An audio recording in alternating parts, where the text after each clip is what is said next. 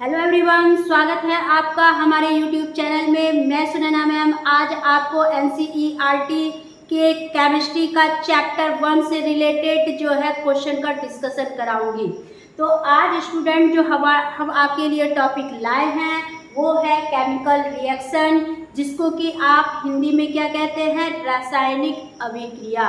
तो रासायनिक अभिक्रिया से संबंधित जो है आज हम लोग जितने भी क्वेश्चन बन पाएंगे उन सारे क्वेश्चन को आज मैं आपको डिस्कस कराऊंगी, क्योंकि ये आपके बीपीएससी टीचर भर्ती के लिए जो साइंस के स्टूडेंट हैं और साथ ही जो जीके जीएस की तैयारी कर रहे हैं वैसे बच्चों के लिए ये बहुत ही इम्पोर्टेंट है। और ये टॉपिक जो है कई प्रकार के प्रतियोगी परीक्षा के लिए क्या है, बहुत ही इसेंशियल टॉपिक है। तो चलिए बच्चे देरी नहीं करते हैं, तो आज हम लोग जो है क्लास पहला देख रहे हैं, यानी कि पहला लेक्चर है ये आपका। और आज का सेशन जो है बहुत ही साइंस वाले विद्यार्थी के लिए और जनरल कंपटीशन की तैयारी करने वाले विद्यार्थी के लिए बहुत ही खास होने वाला है। चलिए, तो अभी जो है बीपीएससी टीआरई 2 का जो है एग्ज़ाम होने वाला है दिसंबर में, और इनका जो है बस नोटिफिकेशन आने ही वाला है। तो चलिए बच्चे हम लोग अपनी तैयारी को दुरुस्त करते हैं। तो जो बच्चे हमारे चैनल पर नए हैं वो हमारे चैनल को सब्सक्राइब कर लीजिए और बेल आइकन दबा दीजिए, ताकि रोज़ाना का अपडेट आपको हमारी क्लास का मिल सके। तो चलिए क्वेश्चन नंबर 1 से स्टार्ट करते हैं। ठीक है, चलिए क्वेश्चन नंबर 1 कह रहा है कि निम्नलिखित में से अभिक्रिया के लक्षण हैं। तो अभिक्रिया के लक्षण कौन है ये हमें देखना है। पहला है अभिकारक के स्वरूप में परिवर्तन, यानी कि जो अभिक्रिया में भाग लेते हैं उस पदार्थ को ही हम अभिकारक कहते हैं। तो बिल्कुल इसमें अभिकारक जो होते हैं अभिक्रिया में बिल्कुल भाग लेते हैं। ठीक है, ये तो होगा ही। फिर है ताप का उत्सर्जन भी होता है अभिक्रिया के दौरान, ये भी सही है। प्रकाश का भी उत्सर्जन होता है, इमिटेशन ऑफ लाइट भी होता है। तो इसलिए हमारा क्या हो जाएगा, सभी हो जाएगा, यानी कि राइट आंसर डी, इनमें से सभी।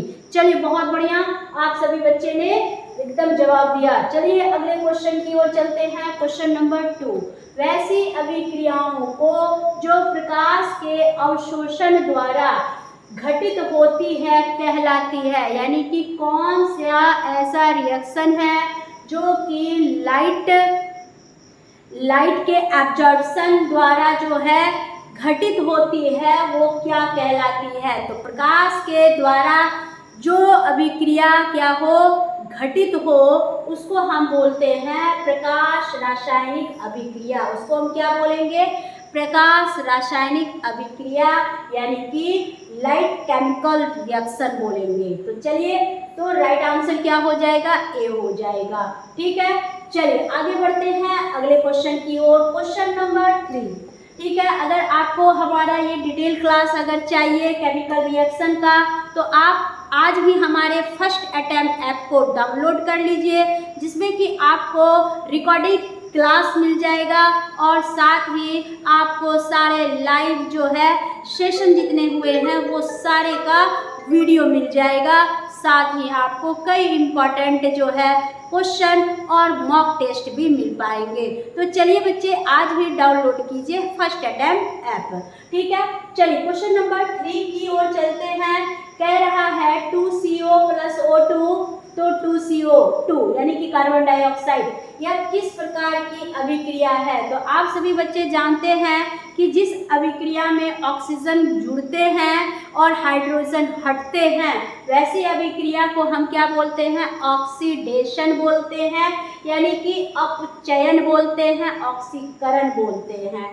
ठीक है, तो चलिए बाकी जो जिसमें ऑक्सीजन हटते हैं और हाइड्रोजन जुड़ते हैं उसको हम अवकरण बोलते हैं, यानी कि रिडक्शन बोलते हैं। ठीक है, तो राइट हम आंसर हो गया बी नंबर। चलिए अगले क्वेश्चन की ओर चलेंगे। तो यहाँ हम देख रहे हैं ऑक्सीजन क्या हो रहा है, जुड़ रहा है। ठीक है, तो इसलिए ये क्या है, ऑक्सीडेशन है। चलिए अगला question, question number 4। Question number 4 देखेंगे। कह रहा है निम्न में से कौन ऑक्सीकरण नहीं है, कौन ऑक्सीकरण नहीं है, कौन सा इसमें ऑक्सीडेशन नहीं है, ये आपको बताना है। तो देखिए, जब हम कंबशन की बात करते हैं, दहन होगा यहाँ, तो कंबशन की बात, कंबशन में ऑक्सीजन क्या होते हैं, वो जुड़ते हैं। रेस्पिरेशन में भी ऑक्सीजन जुड़ते हैं। भोजन के पाचन में भी क्या होता है, हम ऑक्सीजन को इनटेक करते हैं। ठीक है, तो किसमें नहीं होता है, तो अवक्षेपण में नहीं होता है। तो राइट आंसर डी हो जाएगा। चलिए अगला क्वेश्चन नंबर 5 की ओर चलेंगे हम लोग। क्वेश्चन नंबर 5 है, प्राकृतिक गैस का दहन किस प्रकार का रासायनिक अभिक्रिया है। देखिए, ये प्राकृतिक गैस का कह रहा है, तो प्राकृतिक गैस का दहन, दहन का मतलब होता है जलना। जब प्राकृतिक गैस, नेचुरल गैस जलता है तो इससे क्या होता है, उष्मा का अवक्षेपण होता है। तो ऐसी रासायनिक अभिक्रिया को हम ऊष्माक्षेपी अभिक्रिया कहते हैं। क्या कहेंगे, ऊष्माक्षेपी अभिक्रिया। तो राइट आंसर सी हो जाएगा। अगले क्वेश्चन की ओर चलते हैं। क्वेश्चन नंबर 6, रासायनिक अभिक्रिया के दौरान किसी पदार्थ में ऑक्सीजन का ह्रास होना। तो आपको बताए थे, जिसमें ऑक्सीजन का ह्रास होगा उसको हम क्या बोलते हैं, रिडक्शन बोलते हैं, अर्थात उसको हम शुद्ध हिंदी में अपचयन कहते हैं। तो राइट आंसर क्या हो जाएगा, बी हो जाएगा। चलते हैं अगले क्वेश्चन की ओर। क्वेश्चन नंबर 7 कह रहा है, रासायनिक समीकरण को, एक मिनट रुक जाइएगा आप लोग, थोड़ा सा इसको बड़ा कर देते हैं। चलिए, तो कह रहा है कि रासायनिक समीकरण को उपयोगी बनाने के लिए, रासायनिक समीकरण को उपयोगी बनाने के लिए निम्न में कौन उपयुक्त नहीं है। नेगेटिव क्वेश्चन है, यानी केमिकल रिएक्शन को यूजफुल बनाने के लिए कौन उपयुक्त नहीं है, ये हमें बताना है। भौतिक अवस्था का निरूपण, बिल्कुल। तो जब भी हम केमिकल रिएक्शन को यूजफुल बनाते हैं तो उसमें फिजिकल स्टेज का निरूपण करना होता है। कोई भी फिजिकल स्टेज में कोई भी वस्तु को जब हम क्या करते हैं, केमिकल रिएक्शन में चेंज करते हैं, ठीक है, उष्मा का को भी दर्शाते हैं, अवक्षेप भी होता है, ठीक है। सूत्रों को मातृभाषा में लिखना, हाँ, सूत्रों को हम मातृभाषा में नहीं लिखते हैं, वो सिंबॉलिक में ही लिखा जाता है सूत्र को, ठीक है। तो चलिए, तो क्या नहीं होगा, तो डी, सूत्रों का मातृभाषा में लिखना। तो राइट आंसर डी हो गया। चलिए अगले क्वेश्चन की ओर चलते हैं। क्वेश्चन नंबर 8 कह रहा है, निम्न में कौन सी सूचना रासायनिक समीकरण से प्राप्त नहीं होती। तो कौन सी सूचना रासायनिक समीकरण से प्राप्त नहीं होती, ये देखना है। तो रासायनिक समीकरण से हमें प्रतिक्रिया के रंग प्राप्त होंगे, नहीं प्राप्त होंगे। तो ये बिल्कुल सही है। प्रतिफल के मोलों का अनुपात हम ज्ञात कर सकते हैं कि कोई भी अणु या परमाणु में जो है मोल कितने हैं, इनका अनुपात क्या है, ये हम मेजरमेंट कर सकते हैं, ठीक है। तो ये बिल्कुल प्राप्त होगा, ठीक है। तो ये नहीं होगा। फिर अभिकारकों का सूत्र भी हम जान पाएंगे, ये भी नहीं होगा। अभिकारकों में उपस्थित परमाणु का भी पता चलेगा, तो ये भी नहीं होगा। तो राइट आंसर क्या हो जाएगा, ए नंबर हो जाएगा। चलिए क्वेश्चन नंबर 9 की ओर चलते हैं। क्वेश्चन नंबर 9 क्या कह रहा है, कह रहा है कि लोह चूर्ण, ठीक है बच्चे, क्या है, लोह चूर्ण की बात हो रही है, ठीक है। एक मिनट,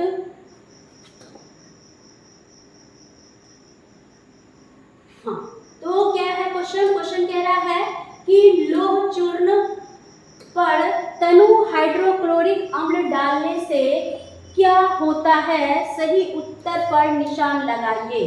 देखिए, लोह चूर्ण पर जब हम तनु हाइड्रोक्लोरिक अम्ल यानी कि HCl जब लोह चूर्ण पर हम डालते हैं तो क्या होगा, तो हाइड्रोजन गैस एवं आयरन क्लोराइड बनता है।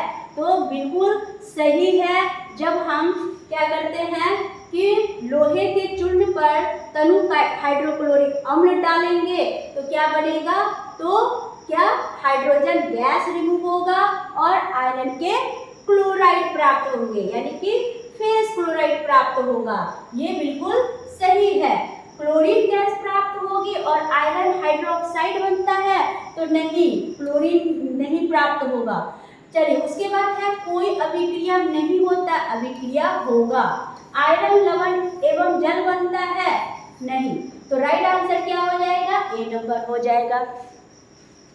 चलिए क्वेश्चन नंबर 10 की ओर चलेंगे। क्वेश्चन नंबर 10 क्या कह रहा है, कह रहा है कि परख नली में बेरियम हाइड्रोक्साइड और अमोनिया, बेरियम हाइड्रोक्साइड और अमोनियम क्लोराइड को 2:1 यानी 2:1 के रेशियो में अनुपात में मिलाया जाता है तो परख नली को छूने पर ठंडा महसूस होता है। बिल्कुल सही। तो बता दे कि यह किस प्रकार की अभिक्रिया है। ठीक है, तो ये जो अभिक्रिया है, जब हम बेरियम हाइड्रोक्लोराइड में जब अमोनियम क्लोराइड का 2:1 का अनुपात में अगर हम मिलाएंगे तो परख नली ठंडा हो जाएगा। इसलिए क्योंकि उसमें ऊष्मा का क्या होता है, शोषण हो जाता है। ऊष्मा का क्या हो गया, शोषण हो गया, जिसमें कि जो भी अवक्षेप प्राप्त हुआ वो क्या कैसा प्राप्त हुआ, तो ठंडा प्राप्त हुआ। तो इसलिए ऐसी अभिक्रिया को हम क्या बोलते हैं, ऊष्मा शोषी अभिक्रिया कहते हैं। ठीक है, चलिए नेक्स्ट क्वेश्चन। तो राइट आंसर इसका हो गया बी नंबर। अगला क्वेश्चन देखेंगे, क्वेश्चन नंबर 11। नमक के घोल में सिल्वर नाइट्रेट का घोल डालने पर दही जैसा पदार्थ उत्पन्न होता है। ठीक है, तो ये जो दही जैसा पदार्थ उत्पन्न होता है यह कौन सी अभिक्रिया है। ठीक है, तो देखिए जब भी नमक के घोल में NaCl में जब सिल्वर नाइट्रेट, ठीक है, तो सिल्वर नाइट्रेट का जब हम घोल डालेंगे तो वो दही जैसा क्या होता है, अवक्षेप प्राप्त होता है। ठीक है, चलिए तो अवक्षेप प्राप्त होता है वो पदार्थ क्या कहलाएगा, अवक्षेपण कहलाएगा। ठीक है, चलेंगे क्वेश्चन नंबर 12 की ओर। क्वेश्चन नंबर 12 क्या कह रहा है, निकालते हैं हम लोग क्वेश्चन। कह रहा है कि कॉपर चूर्ण को वायु में गर्म करने पर उसके सतह पर कॉपर ऑक्साइड की एक परत जम जाती है। इस परत का रंग कैसा है। ठीक है, यानी कि कॉपर चूर्ण पर जब वायु में गर्म करते हैं तो क्या होता है, कॉपर ऑक्साइड का एक उस पर क्या होता है, परत जम जाता है। तो देखे होंगे कि कॉपर वगैरह क्या हो जाता है, काला रंग का हो जाता है। तो रंग उसका कैसा हो जाएगा, काला हो जाएगा। ठीक है, काली रंग की हो जाती है। Option B is right answer. चलेंगे नेक्स्ट क्वेश्चन, क्वेश्चन नंबर 13। दानेदार जस्ता पर तनु सल्फ्यूरिक अम्ल यानी कि H2SO4 डालने पर कौन सा गैस उत्सर्जित होता है। ठीक है, तो कौन सा गैस होगा, जब भी हम जस्ता पर क्या करेंगे, तनु सल्फ्यूरिक अम्ल डालेंगे तो Zn क्या हो जाएगा, SO4 से कंबाइंड होगा, चलिए उधर, और बच जाएगा क्या, तो कौन सा गैस होगा रिमूव, आप सभी बता सकते हैं, तो हाइड्रोजन गैस बच जाएगा। ठीक है, यहाँ जो H2SO4 में क्या हो जाएगा कि ये किससे, जस्ता से, यानी कि Zn से क्या हो जाएगा, तो Zn से संयोग करेगा, ZnSO4 बना लेगा, और ZnSO4 बनेगा तो बच गया क्या, हाइड्रोजन, तो हाइड्रोजन गैस बच जाएगा, उत्सर्जित होगा। चलिए आगे बढ़ते हैं, तो ऑप्शन इसका क्या हो गया, बी हो गया। क्वेश्चन नंबर 14 कह रहा है कि ऐसा समीकरण जिसमें तीर का चिन्ह के दोनों ओर तत्वों के परमाणुओं की संख्या समान नहीं हो तो क्या कहलाता है। ठीक है, जब आप रासायनिक समीकरण करते हैं तो रासायनिक समीकरण में क्या होते हैं, अभिकारक और उत्पाद दोनों को हम बैलेंस में रखते हैं। तो दोनों को जब बैलेंस में रखते हैं तभी हमारा समीकरण क्या होता है, संतुलित होता है। लेकिन जब इस तीर के दाएं और तीर के बाएं अगर हम क्या करें, अभिकारक और उत्पाद दोनों जो है असंतुलित मात्रा में अगर होगी, ठीक है, यानी दोनों के तत्व परमाणु की संख्या अगर समान नहीं होगी तो ऐसे समीकरण को हम क्या बोलेंगे, इम्बैलेंस जो है इक्वेशन बोलेंगे, यानी असंतुलित समीकरण कहेंगे। यानी राइट आंसर क्या हो जाएगा, बी होगा। ठीक है, बैलेंस रहेगा तो संतुलित समीकरण कहलाएगा। ठीक है, चलिए आगे बढ़ते हैं अगले क्वेश्चन की ओर। क्वेश्चन नंबर 15 कह रहा है निम्न में से कौन सा समीकरण संतुलित है? कौन सा समीकरण संतुलित है ये बताना है। अब यहाँ देखिए हाइड्रोजन 2 है और यहाँ हाइड्रोजन 1 है, इसलिए ये हमारा गलत हो गया। यहाँ देखेंगे हाइड्रोजन 2 है, यहाँ हाइड्रोजन 2 है, क्लोरीन भी 2 है और यहाँ भी क्लोरीन 2 है, तो ये एकदम बैलेंस में है। अब यहाँ हाइड्रोजन देखिए 4 है और यहाँ क्लोरीन जो है वो भी क्या है 4 है और यहाँ क्या है हाइड्रोक्लोरिक अम्ल जो है वो 2 है। ठीक है, यानी 2 हाइड्रोजन और 2 क्लोरीन है। तो यहाँ हम क्या देख रहे हैं कि ये इम्बैलेंस में है, ये भी नहीं होगा।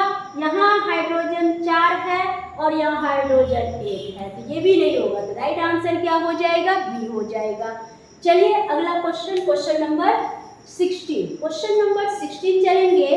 कह रहा है सोडियम हाइड्रोक्साइड और हाइड्रोक्लोरिक अम्ल की अभिक्रिया से सोडियम क्लोराइड और जल बनते हैं, यह कौन सी अभिक्रिया है?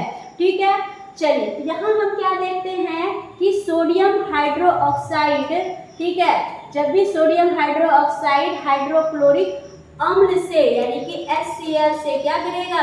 रिएक्शन करेगा, तो क्या बनाते हैं? सोडियम के क्लोराइड बनाते हैं, सोडियम के क्लोराइड बनाते हैं और हाइड्रोक्साइड को क्या करेगा? रिमूव करेगा। तो यहाँ जो है ये प्लस क्या बनेगा? जल बनाएगा। तो यहाँ हम क्या देख रहे हैं कि ये कौन सी अभिक्रिया है? तो यहाँ पर हम ये देख रहे हैं कि ये जो NaCl है वो क्या है? न्यूट्रल है। ये क्या है? न्यूट्रल है। तो इसलिए इसको हम क्या बोलते हैं? उदासीनीकरण, उदासीनीकरण की अभिक्रिया कहेंगे। ठीक है, चलिए तो राइट आंसर क्या हो जाएगा? बी हो जाएगा। अगला question, question number 17। Question number 17 कह रहा है कि विकृत गंधिता के लिए उत्तरदायी, विकृत गंधिता के लिए उत्तरदायी अभिक्रिया कौन सी है? यानी कि जो खराब बदबू कर देता है, जैसे कि रिफाइंड वगैरह आप खुले छोड़ देते हैं तो उसमें एक अजब सी स्मेल आती है। ठीक है, बहुत ही बैड स्मेल आती है। तो ये विकृत गंधिता के लिए कौन अभिक्रिया उत्तरदायी है? तेल या वसा का ऑक्सीकरण, क्योंकि उसमें जो है ऑक्सीजन क्या हो जाता है? खत्म हो जाता है। ठीक है, नहीं एक्स्ट्रा ऑक्सीजन उसमें क्या था? हवा लग जाता है। ठीक है, तो तेल या वसा का ऑक्सीकरण ये बिल्कुल सही है। खाद्य पदार्थों का विघटन नहीं होगा, तेल और वसा का क्षरण नहीं होता है, सिर्फ उसका बदबू में वो बदल जाता है, उसकी महक जो है चेंज हो जाती है। खाद्य पदार्थों का संयोजन भी नहीं होगा। तो ए आपका क्या हो जाएगा? राइट आंसर हो जाएगा। चलते हैं अगले क्वेश्चन की ओर। क्वेश्चन नंबर 18 कह रहा है निम्न में से कौन सूर्य के प्रकाश में अपघटित हो जाता है? कौन सूर्य के प्रकाश में अपघटित हो जाएगा? ठीक है, NaBr यानी सोडियम ब्रोमाइड, फिर उसके बाद KClO3, KBr और AgBr। ठीक है, तो देखिए यहाँ पर जो है ये जो है AgBr ये क्या होगा? सूर्य के प्रकाश में अपघटित हो जाएगा, यानी दोनों अलग हो जाएगा। ठीक है, चलिए आगे बढ़ते हैं। अगला question, question number 19। Question number 19 कह रहा है कि मैग्नीशियम को जब हम ऑक्सीजन से संयोग किए तो मैग्नीशियम ऑक्साइड बनाया, यह केमिकल रिएक्शन किस प्रकार का है? तो ये केमिकल रिएक्शन किस प्रकार का है?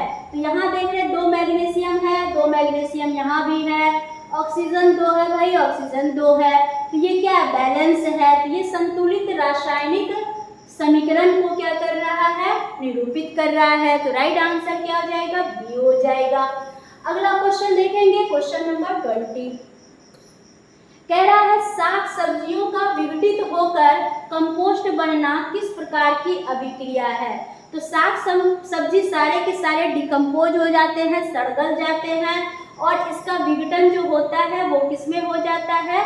तो इसका विघटन किसमें होगा, तो ऊष्माक्षेपी में होगा। उससे सारे मॉइस्चर क्या हो जाते हैं, वो नष्ट हो जाते हैं। तो इसलिए क्या हो जाएगा, बी आपका राइट आंसर हो जाएगा। चलिए अगला question, question number 21। Question number 21 कह रहा है कि निम्न में कौन ऑक्सीकारक नहीं हो सकता है। ठीक है, बताइएगा आप लोग।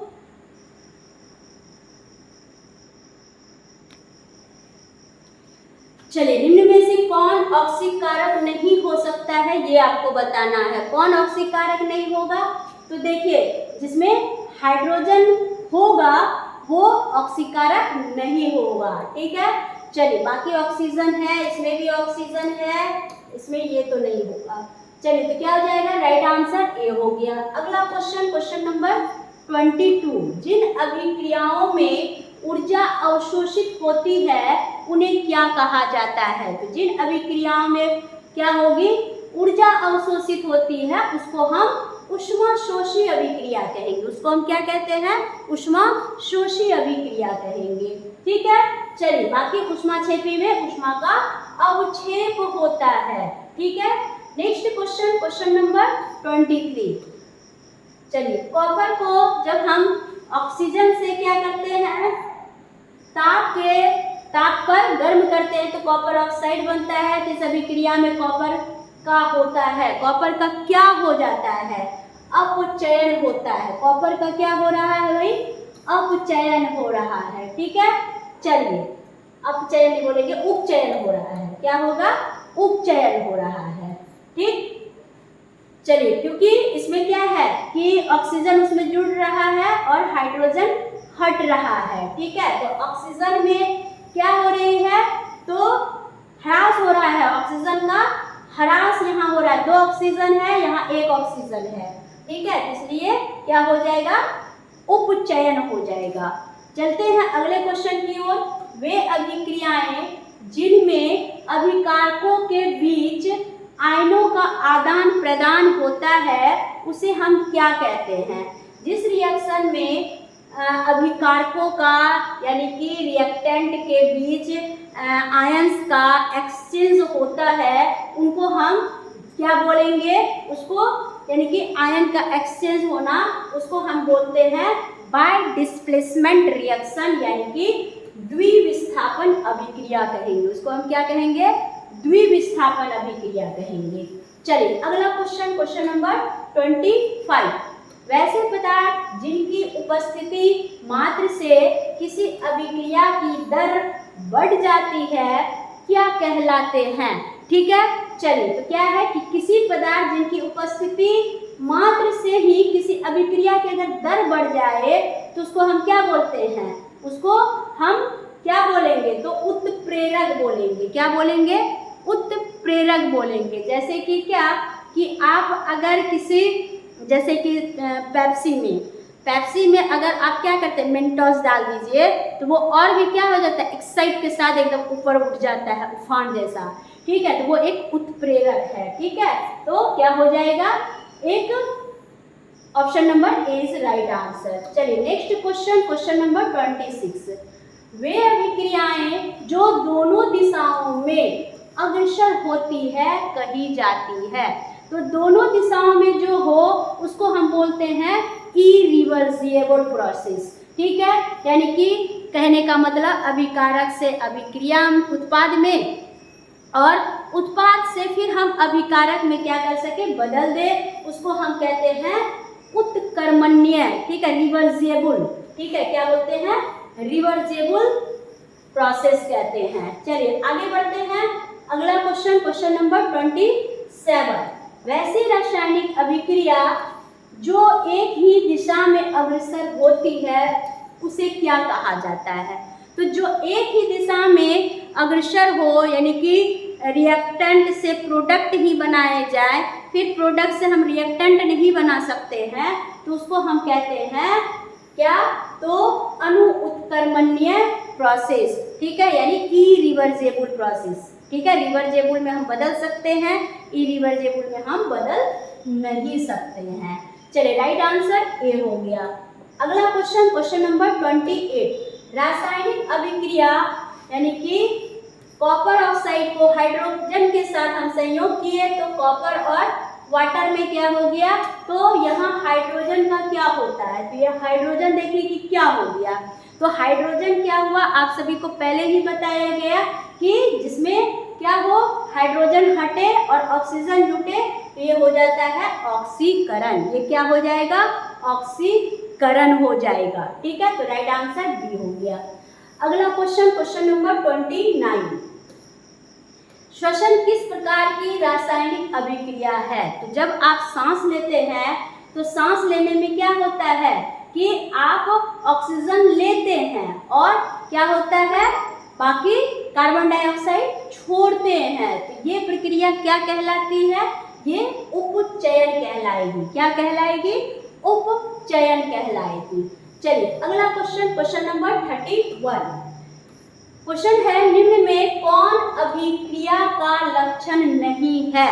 कौन अभिक्रिया का लक्षण नहीं है, रंग परिवर्तन अभिक्रिया में होता है तो ये नहीं है, गैसों का निकलना ये भी होता है तो ये नहीं है, ठीक है, अवक्षेप भी होते हैं तो ये अभिक्रिया का लक्षण भाई है, रंग भी परिवर्तित है ये भी है, गैसों का निकलना भी है, अवक्षेप का बनना भी होता है, अभिकारकों का तापक्रम स्थिर नहीं होता, यही होगा, यानी डी इज राइट आंसर। यानी कि कहने का मतलब है अभिक्रिया का लक्षण कौन नहीं है, तो जब रिएक्टेंट का टेम्परेचर क्या हो स्टेबल रहे, यानी कि डी इज राइट आंसर।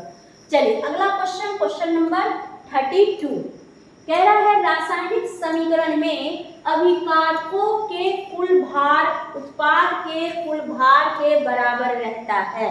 ठीक है, तो कब रहता है, संतुलित रासायनिक समीकरण में रहता है। हमने आपको पहले बताया कि केमिकल रिएक्शन, केमिकल इक्वेशन में क्या होते हैं कि जब रिएक्टेंट का टोटल वेट प्रोडक्ट के टोटल वेट के इक्विवेलेंट हो तो उस इक्वेशन को हम क्या बोलेंगे, बैलेंस केमिकल इक्वेशन बोलेंगे। समझ में आ गई आप सभी को, तो इसलिए ये बिल्कुल सही है, बाकी कंकाली वगैरह हटा दीजिए, इज राइट आंसर।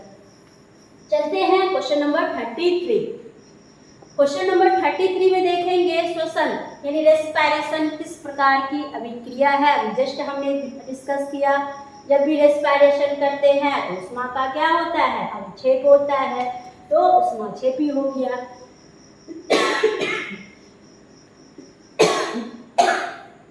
चलिए क्वेश्चन नंबर 34 देखेंगे, भोजन का पचना तथा पकाना किस प्रकार की अभिक्रिया है। तो भोजन का पचना और पकाना ये क्या है, तो ऑक्सीकरण यानी उपचयन अभिक्रिया है। ठीक है, अभिक्रिया है। चलिए आगे बढ़ते हैं अगले क्वेश्चन की ओर, क्वेश्चन नंबर 35। चूना से दीवारों पर सफेदी कर चूना वायुमंडलीय कार्बन डाइऑक्साइड से अभिक्रिया कर एक ठोस चमकदार पदार्थ बनाता है। जो दीवार चमकदार बनाता है वह क्या है। तो जो ठोस मतलब कि जो ठोस चमकदार पदार्थ बनाता है और दीवार को चमकदार बनाता है तो वो क्या है, चूना में मौजूद कैल्शियम कार्बोनेट है। ठीक है, इसमें बाइकार्बोनेट है, इसमें ऑक्साइड है, ये नहीं, कैल्शियम कार्बोनेट जो कि दीवार को क्या करता है, चमकदार बनाता है। नेक्स्ट क्वेश्चन, क्वेश्चन नंबर 35 तक आपका क्वेश्चन था, तो 35 तक आज हम लोगों ने जो है केमिकल रिएक्शन के बहुत ही इंपॉर्टेंट क्वेश्चन को डिस्कस किया। तो स्टूडेंट आप सभी जरूर कमेंट में बताइएगा कि आज का जो है क्वेश्चन डिस्कशन का सेशन कैसा रहा। फिर हम आपके लिए और भी बहुत सारे वीडियो लेके आते रहेंगे। तब तक के लिए आपसे विदा लेते हैं, बाय बाय।